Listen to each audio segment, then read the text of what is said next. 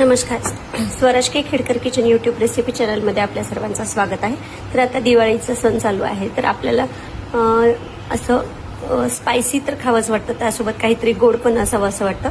तर चला तर मग आपण काजू मिक्सरमधून काढून घेतले. आता त्याच वाटीमध्ये आपण मखाने घेणार आहोत आणि त्यामध्ये 1-2 विलायची टाकणार आहोत. आता हे सुद्धा आपण मिक्सरला काढून घेणार आहोत. आता आपण अर्धा कप साखर आणि अर्धा कप पाणी टाकून त्याची चाचणी बनवणार आहोत.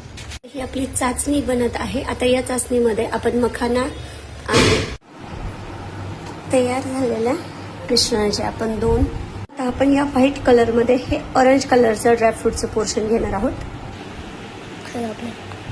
अशा पद्धतीने आपण व्हाईटचा डो घेणार आहोत. थोडंसं हाताला चिटकू नये म्हणून मी तूप घेतलेलं आहे. आपण हा व्हाईटचा एक डो घेतला, त्याला असं वाटीसारखं केलंय आणि त्यामध्ये आपण हा ऑरेंजचा एक पोर्शन ऍड करणार आहोत. ज्याप्रमाणे आपण पराठ्यामध्ये फिल करतो त्याप्रमाणे आपण हे असं सारण फिल केले.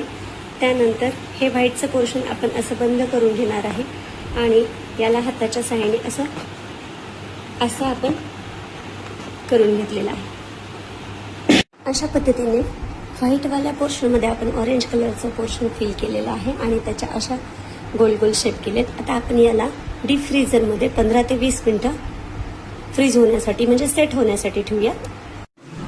आता आपला पेढा छान सेट झालाय. आपण याचं विरासाठी 2 पार्टमध्ये बायफर्केशन करून दाखवू.